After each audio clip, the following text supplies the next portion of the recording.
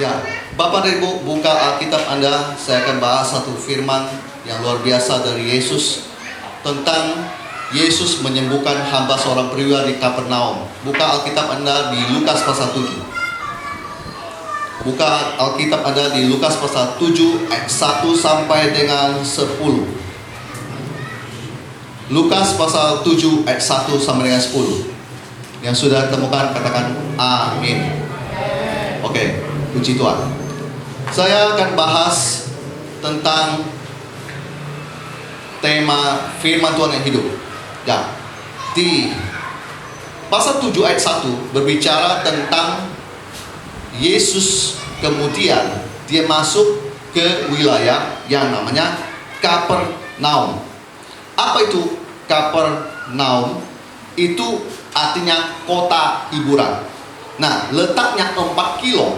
Saya catat di sini 4 kilo sebelah barat muara sungai Yordan, dekat danau Genesaret. Kota ini disebut kotanya Yesus. Kenapa? Karena Yesus melakukan karyanya.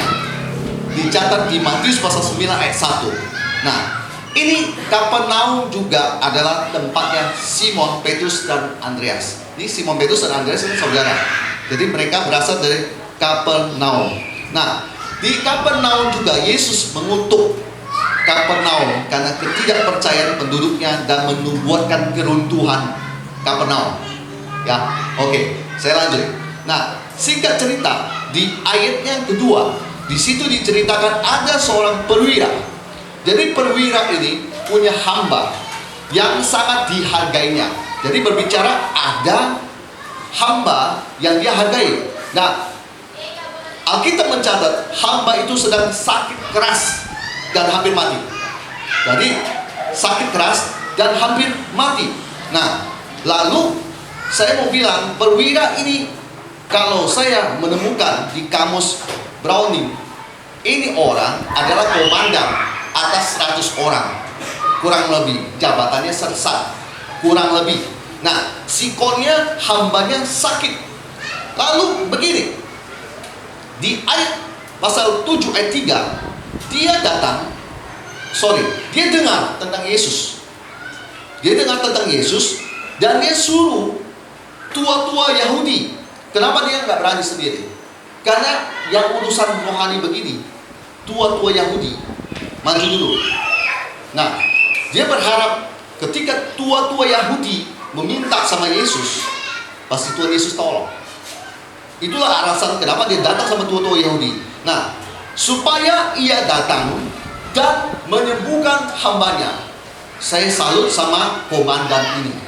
Kenapa? Komandan ini punya hati untuk anak buahnya. Luar biasa ya. Kalau orang Kristen hari ini, bos punya hati sama karyawannya sakit.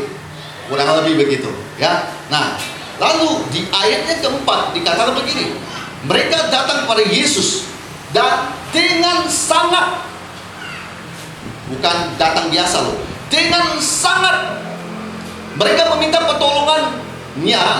Katanya, ia layak engkau tolong. Sampai di sini dulu. Pak, Bu, kalau kita punya masalah, harusnya kita datang sama Tuhan Yesus. Dan bukan hanya datang begitu saja, tetapi datang dengan sangat. Untuk kau minta diberkati, minta disembuhkan, minta dipulihkan rumah tanggamu. Tunjukkan keseriusanmu. Saya ulangi, kenapa banyak orang tidak dapat apa yang diinginkan dari Tuhan? Karena tidak meminta dengan sangat. Kalau kamu serius, minta dengan sangat. Minta dengan kesungguhan hati, bahwa kamu benar-benar serius, kamu mau disembuhkan. Itu saya sudah tayangkan beberapa video, kasih Bapak dan Ibu lihat bagaimana Tuhan bekerja, yang luar biasa. Nah, tua-tua Yahudi ini ngomong, ya layak engkau tolong. Jadi dia di backingin sama tua-tua Yahudi. Tua Yahudi ini ngomong sama Yesus, dia layak engkau tolong, sebab ia mengasihi bangsa kita dan dia menanggung pembangunan rumah ibadat kami. Wih, ini orang berarti hatinya bagus. Bayangin, dia mengasihi bangsa kita, dia menanggung pembangunan rumah ibadat. Ini orang ini, kalau saya mau bilang di hari ini, di tahun 2023 adalah orang peduli dengan gereja. Amin. Pak, Bu, Bapak Ibu boleh lihat saya penginjil. Saya nggak punya jemaat, sudah saya bilang. Tapi saya punya hati buat gereja. Kalau saya lihat gereja, saya nggak punya uang, tapi saya berdoa. Kemudian Tuhan saya kasih uang, saya kasih buat gereja itu. Bukan ngomongin kebaikan saya, tidak. Cuma ngomong saya memang punya hati buat gereja. Tapi saya juga tidak suka kalau mereka memanfaatkan saya. Ini orang luar biasa. Dia itu peduli sama rumah Tuhan. Lalu di sini Alkitab mencatat di ayatnya ke-6, Yesus pergi bersama-sama dengan mereka. Di sini dikatakan bahwa Yesus bertindak setelah orang ngomong. Dia bertindak, ia pergi. Lalu ketika dia tidak jauh lagi dari rumah perwira itu muncul. Dan dia ngomong gini sama Tuhan Yesus, Tuhan, janganlah bersusah-susah, sebab aku tidak layak menerima Tuhan di dalam rumahku. Wih, ini orang tiba-tiba dalam perjalanan Yesus, tiba-tiba dia muncul. Dia ngomong, gak usah susah-susah, aku gak layak menerima Tuhan di dalam rumahku. Nah, di ayat yang ke-7, perhatikan omongan dia. Sebab itu, aku juga menganggap diriku tidak layak untuk datang kepadamu. Tetapi katakan saja sepatah kata, maka hambaku itu akan sembuh. Ini perkataan saya suka. Ini yang saya garis bawahi. Di Inggris saya bilang gini, say in a word, and my servant shall be healed. Ini orang, saya namakan ini orang sangat radikal imannya. Dia bilang gak usah datang tumpang tangan. Karena kalau saya atator, Pak, sini Pak, saya tumpang tangan sini. Pak, sini Pak. Ngatur-ngatur Tuhan, hamba Tuhan punya tangan. Ini mau taruh di mana suka hati saya. Pak, sini yang sakit Pak, yang taruh di sini Pak. Ini orang gak begitu. Dia bilang, gak usah datang. Kamu cukup katakan sepatah kata saja. Apa katanya? Sembuh. Apa katanya? Misalnya, pulih. Apa katanya? Misalnya, tidak sakit lagi. Sepatah kata saja. Membuktikan orang ini orang beriman. Dia percaya kalau Yesus mau lakukan apapun dengan sepatah kata saja, aku terima, sembuh. Saya jadi ingat ada satu orang, Bapak dan Ibu pernah tahu ada namanya Rudy Salah, artis zaman dahulu. Itu saudara dengan Roy, ya, tahu ya, sudah almarhum belum lama ini. Suatu hari, saya masih pemuda loh, itu saya masih pemuda umur 20-an. Setiap kali saya selalu berdoa di meja saya baca Alkitab, saya doa, saya dengar ada suara Tuhan. Hari ini, kau pergi gereja, Om Rudy, saya panggil dia Om Rudy khotbah. Nah, sorry, bukan begitu suaranya, maaf Tuhan. Jadi suatu hari saya berdoa, tiba-tiba dikasih tahu. Saya waktu itu belum kenal dengan Om Rudy. Jadi dikasih tahu begini, saya nanti hamba Tuhan yang khotbah, nanti kamu habis dia turun selesai, kamu harus sampai dia dan doakan dia. Di Jakarta jemaat doakan pendeta yang benar aja. Siapa kamu? Saya bercampur aduk antara tidak enak dan enak. Dan saya selalu minder dan berkata, dia hamba Tuhan baik-baik saja kok. Kenapa mesti saya doakan? Tahu apa yang terjadi? Saya selalu taat sama Tuhan. Itu bedanya saya dengan orang lain. Saya selalu taat sama Tuhan, dan saya kalau terima suara Roh Kudus, saya selalu bilang, ya Tuhan, saya lakukan aja lah. Lepas nanti dia mau ngomong apa gimana, ya udah pokoknya nggak usah pusing lah. Pokoknya saya lakukan saja. Lalu kemudian selesai dia khotbah, dia atakol loh. Dia doakan orang loh. Selesai, saya salamin dia. Om, maaf om, saya mau bicara om. Boleh om? Boleh. Kamu mau minta didoakan? Oh tidak om. Justru saya mau bertanya sama om. Boleh maaf om? Om sekali lagi maaf om. Karena saya takut nyinggung perasaan dia. Boleh nggak om? Saya doakan om. Kaget dia. Hah? Boleh? Dia duduk. Lalu dia cerita. Dia punya sakit. Saya nggak mau cerita sakit ya. Pokoknya dia punya sakit sudah bertahun-tahun. Say in a word, and my servant shall be healed. Katakan sepatah kata, aku akan sembuh. Dia bernasar, kalau ada orang doakan saya, suatu hari datangin saya, penyakitku saat itu sembuh. Itu orang luar biasa ya Pak Bu ya. Amin. Amin. Saya menghargai Om Rudi. Oh, saya sangat respect sama dia.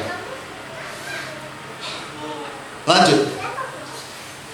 Dia gini. Prajurit itu ngomong gini, sebab aku seorang diri, seorang bawahan. Ini aku komandan di atas 100 orang, aku juga bawahan. Dan di bawahku ada pula prajurit. Dia ngomong dia juga bawahan, di bawah dia ada bawahan prajurit. Jika aku kasih perintah, aku pakai bahasa saya pakai bahasa saya sendiri ya. Jika aku berkata, kasih perintah pada salah seorang prajurit itu pergi, maka ia pergi. Dan kepada seorang lain lagi datang, maka ia datang. Ataupun kepada hambaku, kerjakan ini, maka ia mengerjakannya. Jemaat suka bertanya, kenapa ini orang ngomong gini lalu Yesus memuji dia? Bentar, saya jelaskan. Ya, saya jelaskan. Kenapa dia ngomong gitu terus Yesus memuji dia? Pak, Bu, prajurit ini sedang berbicara tentang susunan pasukan dalam kesatuan dia. Jadi di atas dia ada atasan, dia lalu turun lagi ke bawah. Nah, kalau namanya atasan kasih sebuah perintah, prajurit harus bilang siap dan saya kerjakan. Tidak boleh tolak, tidak boleh bilang bentar, langsung siap dan saya kerjakan. Nah, lalu kenapa Yesus memuji dia?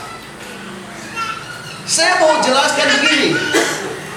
Dia sedang menjelaskan posisi dia di dunia. Dia ada prajurit, dan dia kalau terima perintah dari komandan, dia selalu bilang siap dan aku kerjakan. Dan begitu juga dia kasih perintah kepada prajurit.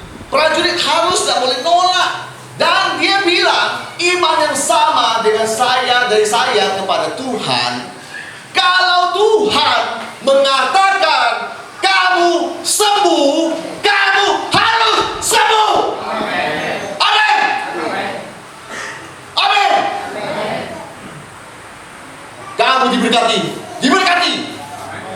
Moga-moga lah, lihatlah dagangan lagi sepi lah. Berarti kamu belum sepenuhnya menerima kuasa ini.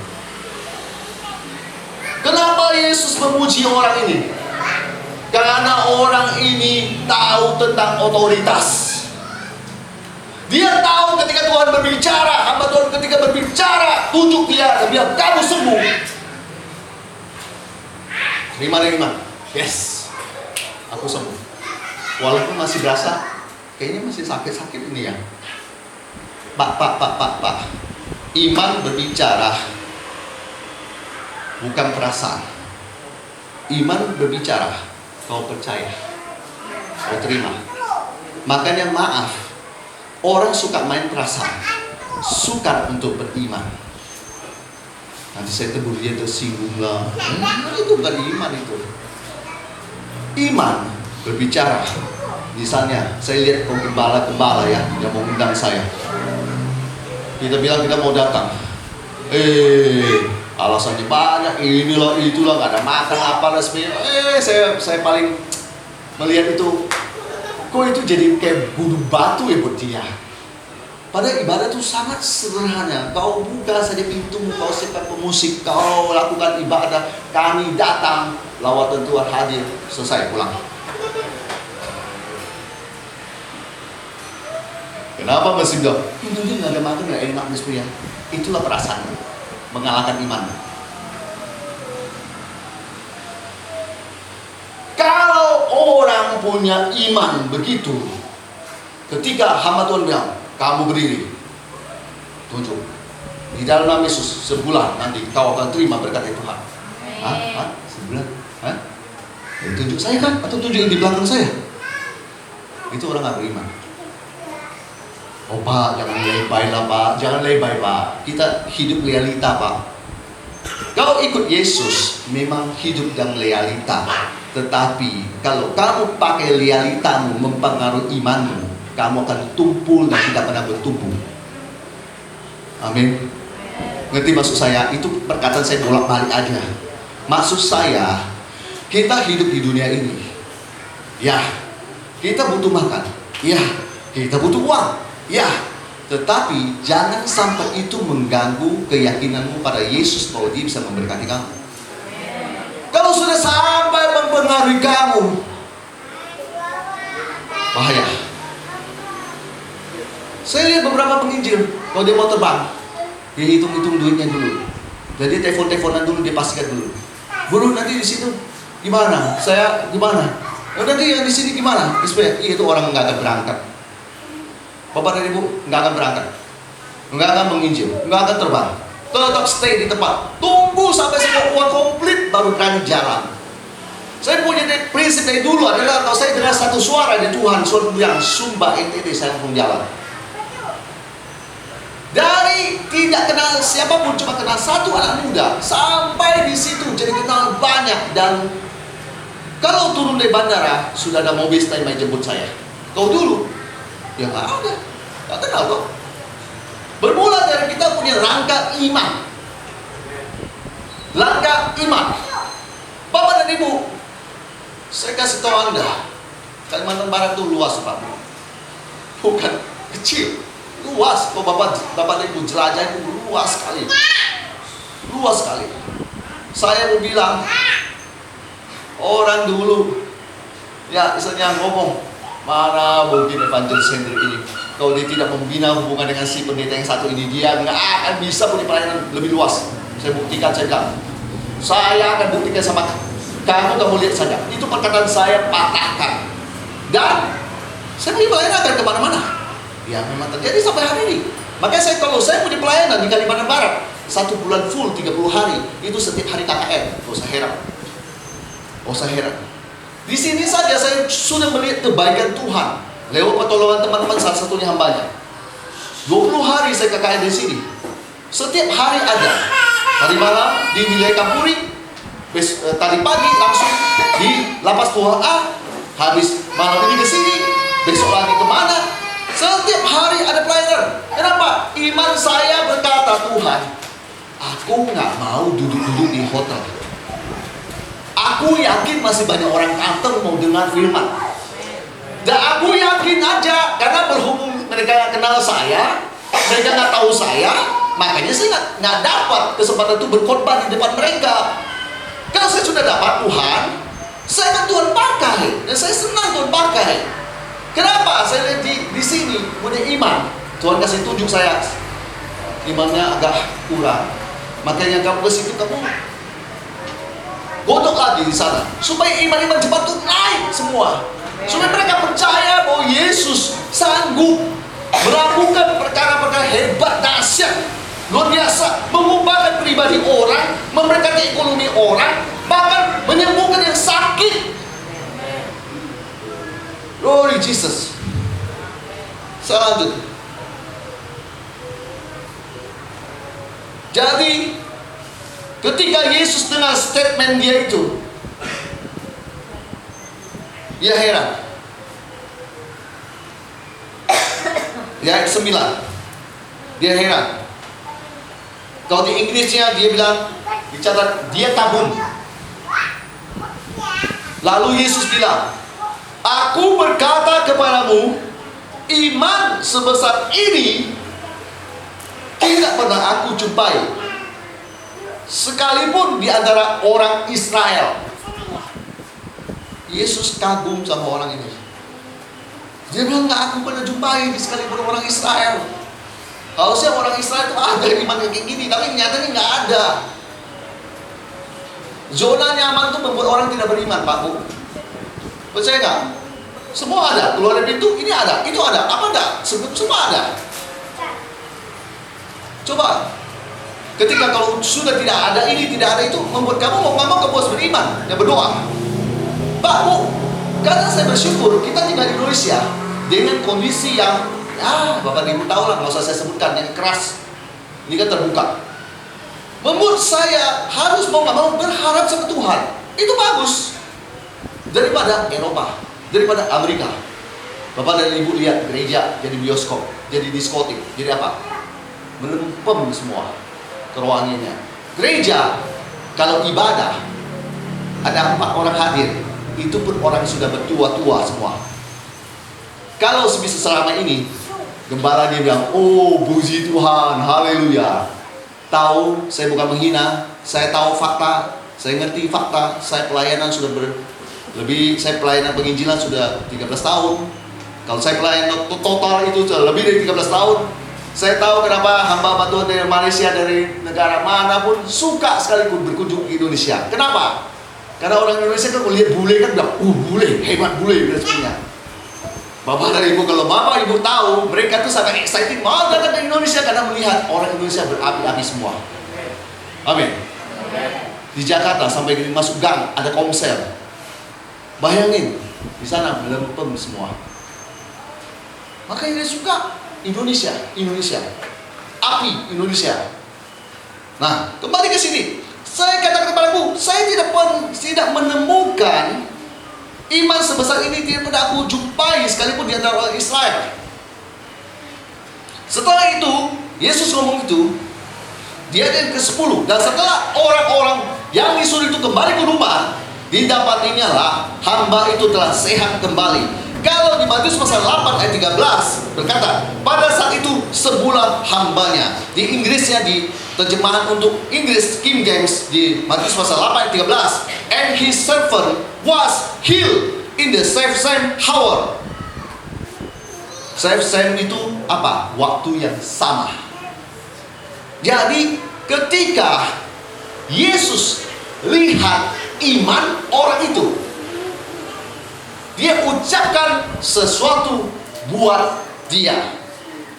Makanya saya mau bilang, Pak Bu, jangan menganggap rendah nubuat. Kalau kamu nggak mau percaya, sudah, nggak apa-apa. Kalau saya percaya dengan nubuatan. Saya juga ingat hidup saya, perjalanan saya juga karena salah satunya nubuatan. Saya bisa jadi sampai hari ini jadi hamba Tuhan begini karena juga ada 2 pendeta yang menubuatkan saya dengan detail. Nih, ketika orang itu sudah ngomong pada Yesus tentang iman dia, Yesus merespon dia bahwa aku tidak pernah jumpai iman sebesar ini sekalipun di antara orang Israel.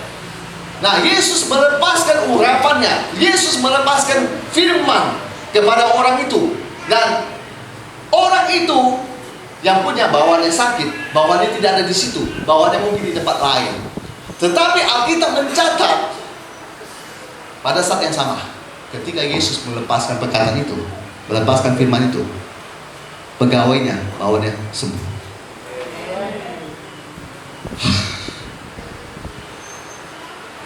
Ada orang bilang, Pak, kok bisa ya didoakan langsung sembuh ya? Saya putar video ya, silakan. Putar video ya, kita lihat. Sebelum putar, siapkan videonya. Saya sedang berbicara tentang, tahan di pause.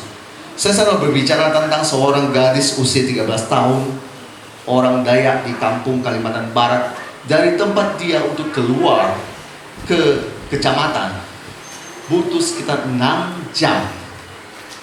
Tidak ada sinyal, tidak ada listrik. Kalimantan Barat masih ada yang kayak gitu. Nggak semua lah, cuma ada yang kampung aja. Dan di dusun di dalam itu tuh penuh manusia. Saya kadang sebagai hamba tuh berpikir, cobalah kalian tinggal di kota ya, saya mau masuk ke dalam. Kan membantu saya. Enak ya, nggak usah susah-susah masuk ke dalam. Kalian pindahlah ke depan. 6 jam. Suatu hari, singkat cerita, ini orang kena lindas truk, kaki patah.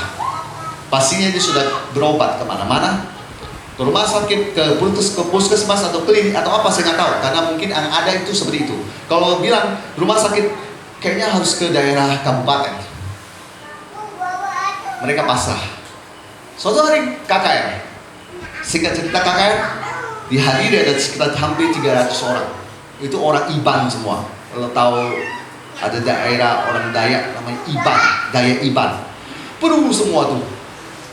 Selesai KKR, selesai khotbah, dia gotong ke depan. Saya pikir ada apa ini? Digotong ke depan, ya ampun. Saya buat tuh lihat kaki patah. Saya punya mental terganggu sedikit Pak Bu waktu lihat itu. Tapi saya menguatkan mental saya bilang, Tuhan, Kau pulihkan dia, bukan saya.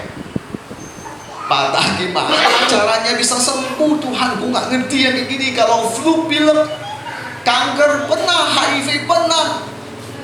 Ya ini belum pernah. Alergi pernah. Ini belum pernah. Karena patah, kakinya kan panjang pendek, jarang dipakai kan, jadi panjang pendek. Singkat cerita, saya berdoa, saya panjangin kakinya sekedar langsung. Semua orang menyaksikan itu. Gak mungkin bisa bohong saya. Oke, ada video itu. Lalu kemudian setelah itu, ya konsentrasi ke sini ya, jangan konsentrasi ke sana kemarin. Setelah itu, saya mau bilang gini, kakinya posisinya tetap patah loh, gak bisa berjalan kan? Saya tetap tumpang tangan ke bagian sini ya, dengan yakin dan percaya, Tuhan sembuhkan, Tuhan sembuhkan. Saya masa bodoh aja udah. Akhirnya tetap digotong duluan, posisinya tetap sama, nggak bisa jalan, patah. Apa yang membuat saya nggak ngerti dan nggak paham? Setengah bulan ada perubahan, mulai pakai tongkat. Nggak masuk akal. Habis sebulan berjalan, kemudian sebulan lebih mengenakan sepatu hak tinggi dan menikah dan bersaksi, kirim video ke saya. Om, saya sembuh.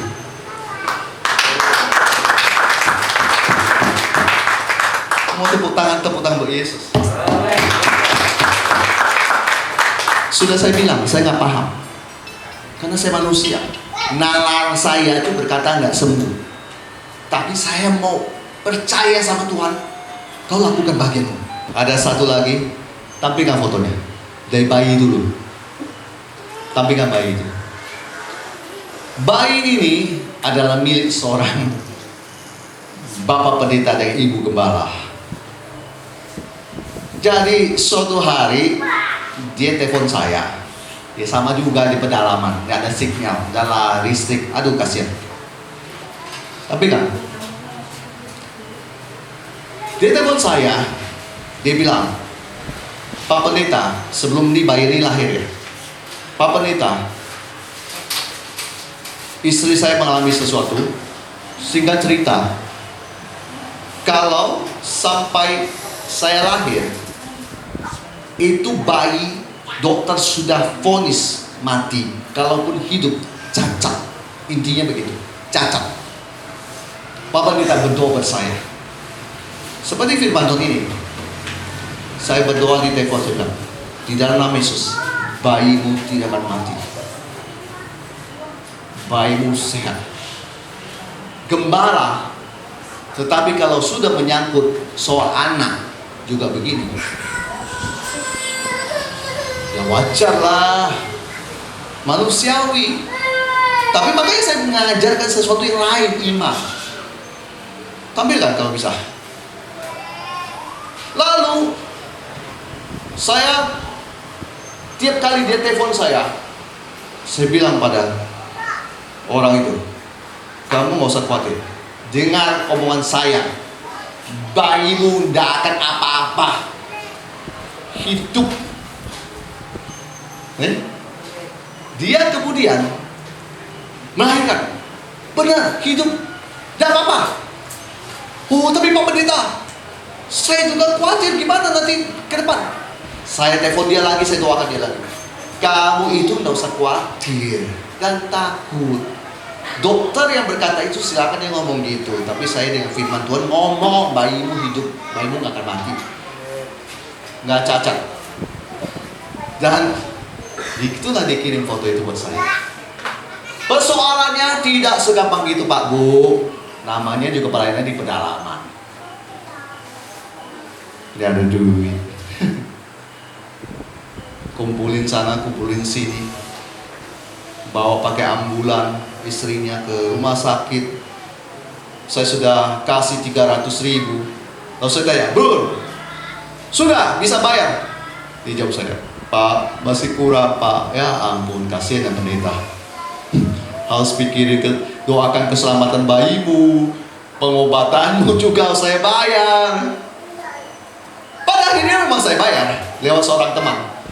Saya kasih tahu teman saya bilang, dia punya masalah ini, kau bisa bantu nggak? Teman saya langsung kasih uang, lunas, keluar dia kemudian dengan sukacita. Jadi bukan hanya bayi sembuh, biaya rumah sakit juga lunas. Saya bilang, kelak anakmu besar, suruh dia ingat-ingat bagaimana Tuhan menolong dia. Pak, ini tidak tipu-tipu. Ada orangnya. Makanya saya pakai bukti aja biar Bapak dan Ibu lihat aja. Tidak pakai tipu-tipu. Lanjut. Next. Di next aja bisa Ibu. Udah. Sudah tertolong Pak Pendeta, biaya sudah lunas, makanya bisa kasih jempol. Kalau dulu belum begini, cuman kok tegang banget ya. Bener kan saya bilang kan, kalau sudah lunas kan bisa begini. Kalau belum kan begini. Mohon dukungan doanya Bapak dan Ibu sekalian. Kalau belum kan begitu. Lihat, terbaik kan? Perkataan mengubahkan, firman mengubahkan, bukan perkataan. Perkataan mengandung firman Tuhan. Satu lagi yang terakhir sebelum saya tutup. Seorang hamba Tuhan punya jemaat, gak sedikit jemaatnya, banyak. Kampung Kalimantan Barat. Kalau saya ceritakan Bapak Ibu nggak tahu tempatnya. Dia posisi dia dari Pontianak itu ke situ butuh 13 jam. Jadi dari sini ke Pangkalan Bun kayaknya lewat itu. Sampit di sini kan ke sini ke Sampit 4 jam. Sampit ke Pangkalan Bun butuh 3 jam atau 4 jam ya kurang lebih ya. Ini 13 jam. Lamandau boleh. Jauh Pak, Bu. Tapi jemaat di situ banyak. Suatu hari kepalanya, setelah saya habis KKR saya ke Jakarta, dia itu telepon saya. Ini cerita udah lama. Jadi habis KKR dia telepon saya. Nangis-nangis istrinya, bilang suaminya harus terbang ke Jakarta untuk berobat. Kenapa? Kencing manis, penyakit ginjal, dan lain sebagainya. Ada kanker tulang belakang juga. Bolak-balik berobat, dan saya termasuk orang yang punya hati mengunjungi dia. Seperti saya bilang, saya peduli sama gereja. Saya nggak peduli dia mau label gereja apa, pokoknya saya tahu dia hamba Tuhan, dia baik, saya layani. Suatu saat dokter memvonis dan bilang kamu akan duduk di kursi roda selamanya. Di sini dipasang pen di bagian tulang belakangnya. Setiap hari harus suntik insulin. Saya ingat dengan jelas, dia nangis, istrinya bilang, Pak, kita sudah pulang saja Pak. Kami membutuhkan putuskan tak mau pelayanan lagi, kami mau pulang ke wilayah Jawa Tengah. Saya nggak mau sebut tempatnya, pokoknya wilayah Jawa Tengah.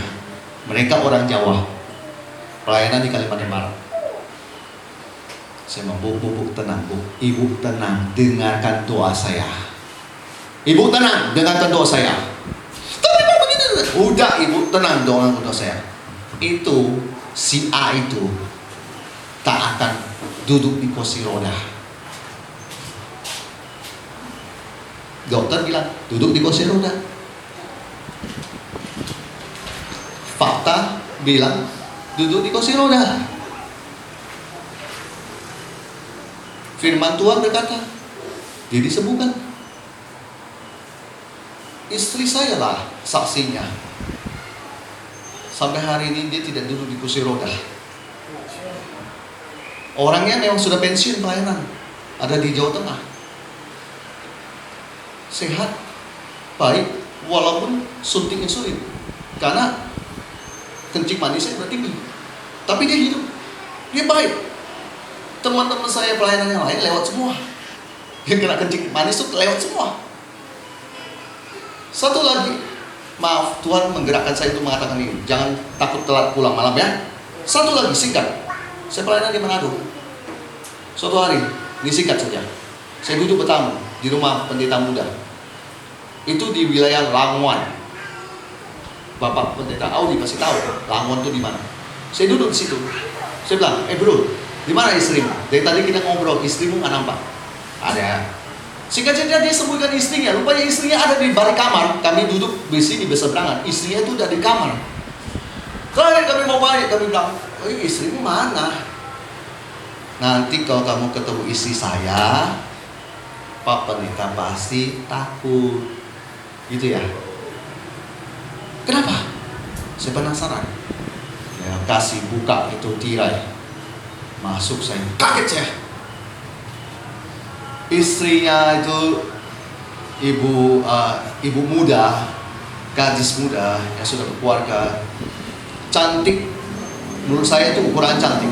Tetapi terbaring, kurus, kering, tulang ini sampai nampak tuh, nampak gede sekali tulang ini, tulang ini. Sininya koreng. Di bagian tangannya berdarah semua. Aduh, lihat ya. Teman saya udah menghindar semua. Teman saya satu tuh menghindar udah. Itu udah tahu. Dokter bilang kanker kulit. Saya bilang kusta. Pak, sudah ada pendeta A datang mau minyak urapan. Biarin aja dia mau bawa minyak urapan, mau bawa minyak di mobil atau bawa minyak apa, itu urusan dia. Saya datang, saya bawa nama Yesus dengan firman Tuhan. Saya bilang, kamu dengar baik, kamu tidak akan mati. Ini nama saya. Faktanya tidak mati. Faktanya pulih. Yang terakhir saya dengar ya, nggak tahu kalau dia sekarang gimana ya. Pokoknya yang terakhir dia bersaksi di gereja sembuh. Bro, piano.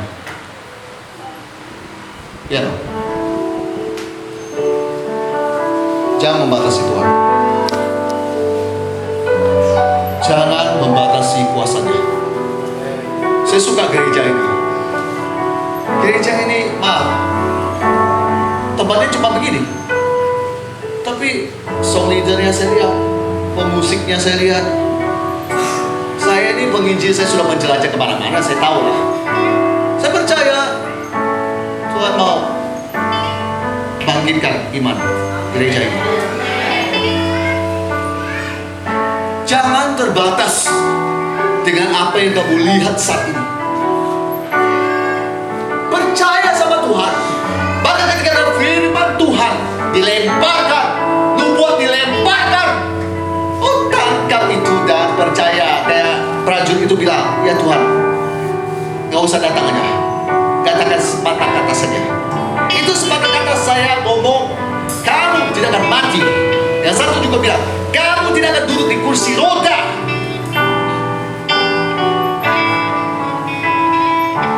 Tuhan yang punya kuasa, bukan saya. Tuhan yang punya power, mengatakan setiap benar